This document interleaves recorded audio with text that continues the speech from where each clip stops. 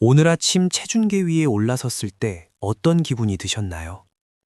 늘어난 허리 둘레와 좀처럼 떨어지지 않는 혈압 수치를 보며 또다시 한숨 쉬지는 않으셨나요? 병원에서 대사증후군 진단을 받고 굳게 다짐했던 식단 조절은 3일을 넘기기가 참 어렵습니다. 그럴 때마다 여러분은 자신의 의지박약을 탓하며 스스로를 괴롭혔을지도 모릅니다. 하지만 오늘 저는 여러분의 의지가 약해서가 아니라는 말씀을 드리고 싶습니다. 당신이 실패한 진짜 이유는 당신의 부엌과 식탁, 바로 환경에 있습니다.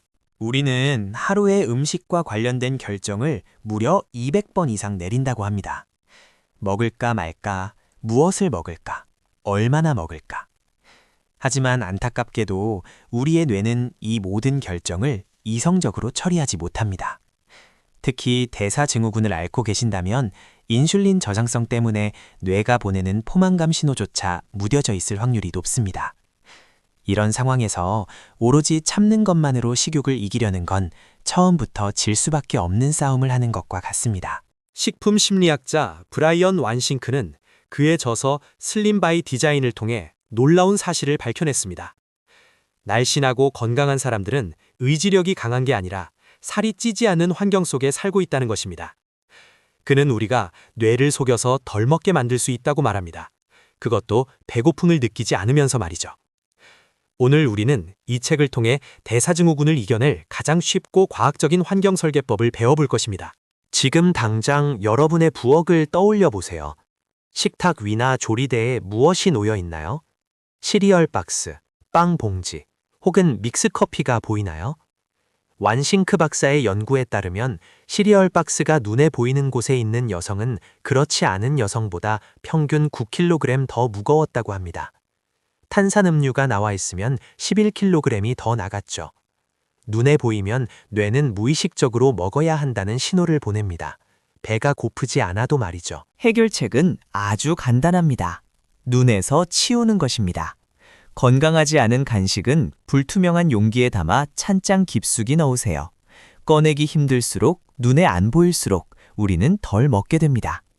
대신 식탁 위에는 과일 바구니를 두세요.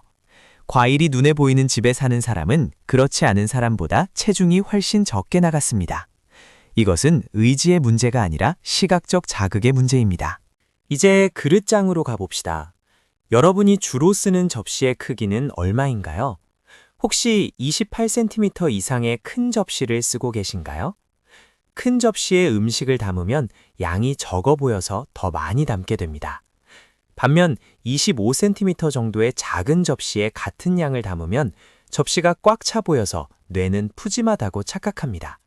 이것을 델베프 착시라고 합니다.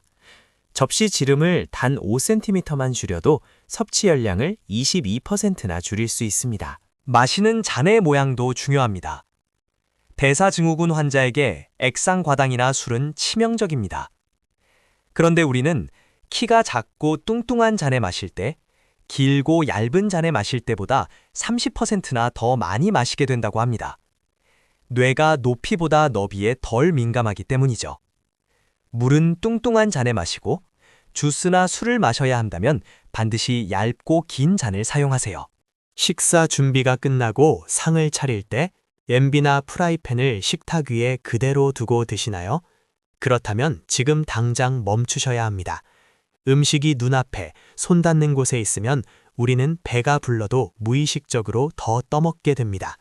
가족 스타일로 차리지 말고 가스레인지 앞에서 미리 접시에 덜어서 식탁으로 가져오세요. 더 먹으려면 일어나서 걸어가야 하게 만드세요. 그 작은 귀찮음이 과식을 막아줍니다. 식판을 짤 때 기억해야 할 황금 비율이 있습니다. 완싱크 박사는 절반의 법칙을 제안합니다. 무엇을 먹든 접시의 절반은 채소나 과일로 채우고 나머지 절반에 탄수화물과 단백질을 담는 것입니다. 이렇게 하면 칼로리 계산을 하느라 머리 아플 필요도 없고 포만감은 유지하면서 혈당이 급격히 오르는 것을 막을 수 있습니다. 대사증후군 관리에 이보다 더 좋은 규칙은 없습니다. 사회생활을 하다 보면 외식을 피할 수 없습니다. 뷔페나 식당에 갔을 때 어디에 앉으시나요? 연구 결과 음식이 진열된 곳과 가까운 테이블에 앉은 사람은 먼 곳에 앉은 사람보다 접시를 3번 이상 더 비울 확률이 높았습니다.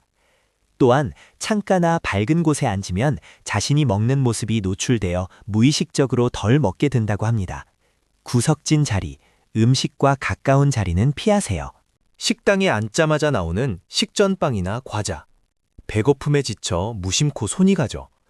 하지만 찻입에 탄수화물 폭탄이 들어오면 혈당 스파이크가 치솟고 인슐린이 과다 분비되어 더 큰 허기를 부릅니다. 종업원에게 미리 치워달라고 부탁하거나 가장 먼저 샐러드나 물을 주문해 배를 채우세요. 찻입이 그날의 식사를 결정합니다. 냉장고를 건강하게 채우려면 마트에서부터 전략이 필요합니다. 대형 마트의 구조를 떠올려 보세요. 보통 신선식품은 매장의 가장자리에 배치되어 있습니다. 중앙 통로에는 가공식품, 과자, 통조림이 가득하죠. 카트를 끌고 매장의 가장자리, 즉 둘레길만 도세요. 카트의 앞쪽 절반을 채소와 과일로 먼저 채우기 전에는 계산대로 가지 않겠다는 규칙을 세워보세요. 저지방, 유기농, 글루텐 프리 같은 라벨에 속지 마세요.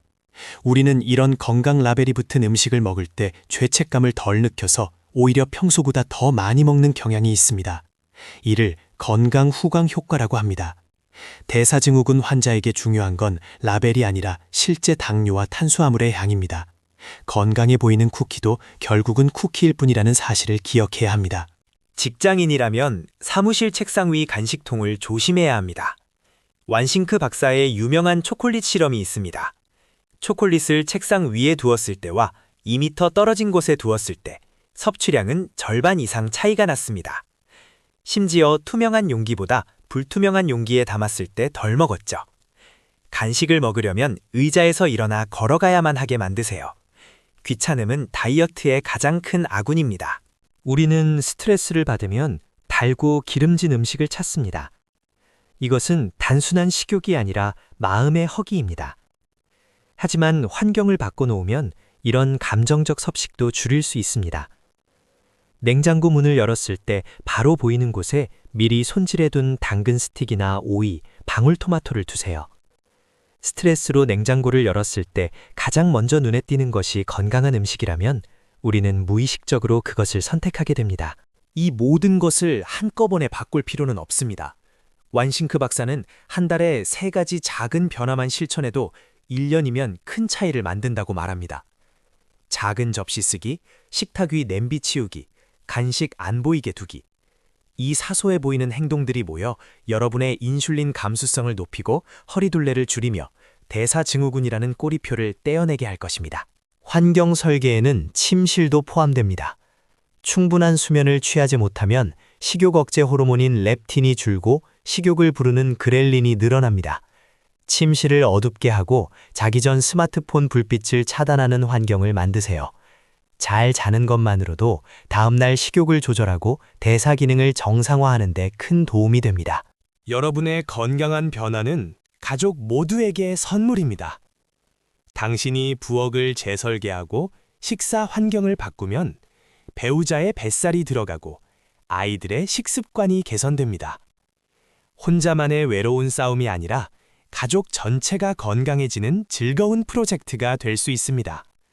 건강한 환경은 전염성이 강합니다. 이제 더 이상 먹는 것으로 자신을 비난하지 마세요. 케이크 한 조각을 먹었다고 해서 인생이 무너지는 것은 아닙니다. 중요한 것은 한 번의 실수가 아니라 꾸준히 유지할 수 있는 시스템입니다. 나는 왜 의지가 약할까라는 질문 대신 어떻게 부엌을 바꿀까라고 질문하세요. 그 질문의 차이가 당신의 몸을 바꿉니다. 오늘 배운 내용을 정리해봅니다. 첫째, 주방 카운터와 식탁 위에는 건강한 음식만 보이게 두세요. 둘째, 식사 접시의 크기를 25cm 이하로 줄이세요. 셋째, 냄비는 가스레인지에 두고 접시에 덜어와서 드세요. 넷째, 마트에서는 가장자리 위주로 쇼핑하세요. 이 4가지만 기억해도 여러분의 다이어트는 저절로 이루어질 것입니다. 대사증후군은 평생 관리해야 하는 질병이지만 그것이 평생 고통스러워야 한다는 뜻은 아닙니다. 현명한 환경 설계를 통해 먹는 즐거움을 포기하지 않으면서도 건강을 되찾을 수 있습니다. 이제 억지로 참는 다이어트가 아닌 자연스럽게 살이 빠지는 라이프 스타일을 디자인해 보세요. 오늘부터 당장 밥그릇 하나부터 바꿔보는 건 어떨까요? 작은 변화가 가져올 기적을 믿어보세요. 본 영상의 내용은 생활습관 교정에 대한 정보이며 대사증후군 치료와 관련된 약물 복용이나 구체적인 의학적 판단은 반드시 담당 의사 선생님과 상의하시기 바랍니다. 여러분의 건강한 변화를 응원하며 구독과 좋아요는 더 좋은 영상을 만드는 큰 힘이 됩니다. 지금 바로 실천해보세요. 문장 내용에 따라 감정을 살려 읽으며